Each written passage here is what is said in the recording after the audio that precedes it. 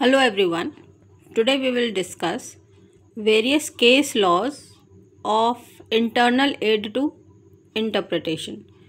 Internal aid to interpretation में हम आज कुछ केस लॉज देखेंगे जो कि बहुत इम्पॉर्टेंट है। पहला है लॉन्ग टाइटल। इसके अंतर्गत जो बहुत महत्वपूर्ण केस लॉ है वो है री केरला एजुकेशन बिल 1959 का, जिसमें कि सुप्रीम कोर्ट ने कहा था that policy and purpose may be deduce from long title, कि जो भी लेजिस्लेशन के द्वारा बनाया गया कानून है उसकी पॉलिसी क्या है, उसका पर्पस क्या है, ये हम लॉन्ग टाइटल से समझ सकते हैं। इसी प्रकार से Manohar Lal versus state of Punjab 1961 के केस में long title of the act is relied as a guide to decide the scope of the act, जो कि कोर्ट ने ऑब्जर्व किया था। अब आइए दूसरा देखते हैं, प्रीएम्बल।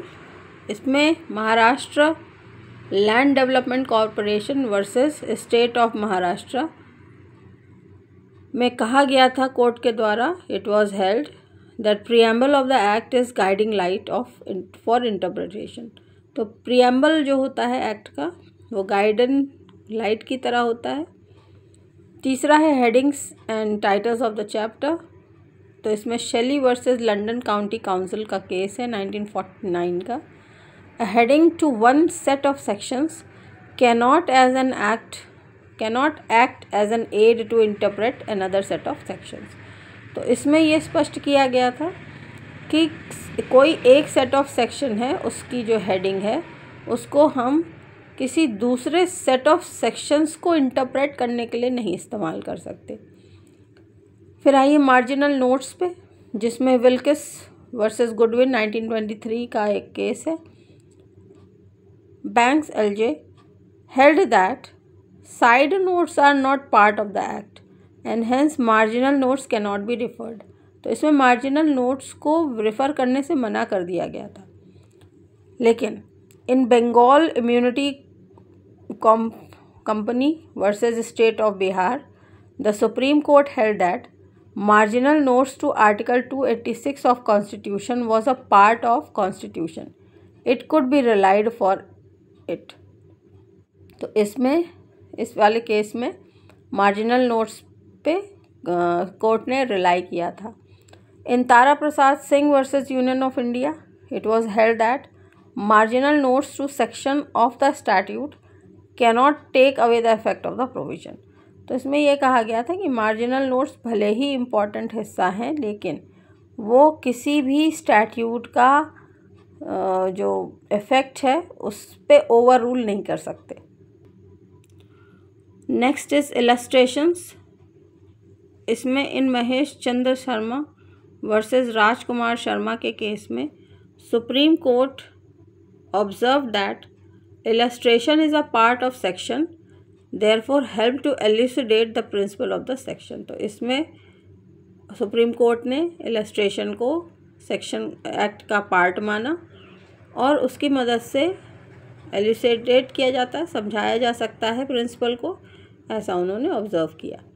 एग्जाम्पला इलस्ट्रेंट नॉन रीस्ट्रिंजेंट लेगिम। ये एक मैक्सिम है जिसका मतलब होता है examples only illustrate not restrict the scope of law.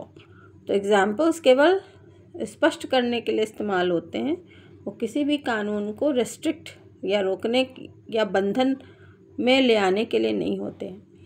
Explanations के बारे में देख लेते हैं।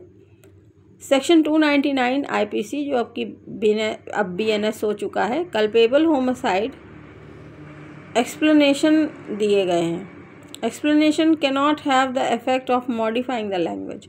तो एक्सप्लेनेशन का मतलब ये नहीं होता है कि लेजिस्लेशन की भाषा को मॉडिफाई कर दिया, वो केवल किसी स्पेसिफिक टेक्स्ट पार्ट को समझाने के दृष्टिकोण से दिए जाते हैं और मीनिंग को कंट्रोल या मैनिपुलेट करने के लिए नहीं होते हैं।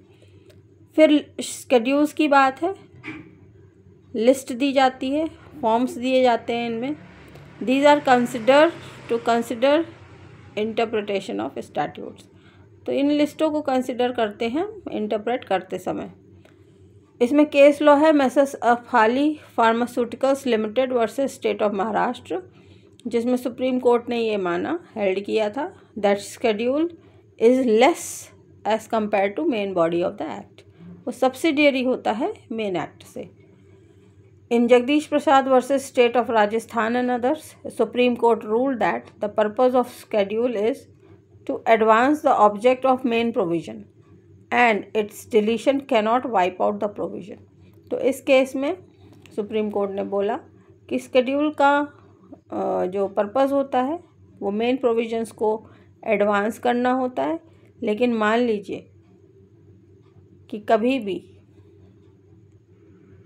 स्केड्यूल डिलीट कर दिए जाएं तो भी प्रोविजंस वाइप आउट नहीं होते, प्रोविजंस ख़त्म नहीं होते। Next is punctuation. In Ashwani Kumar versus Arvinda Bose, Supreme Court held that punctuation cannot be regarded as a controlling element।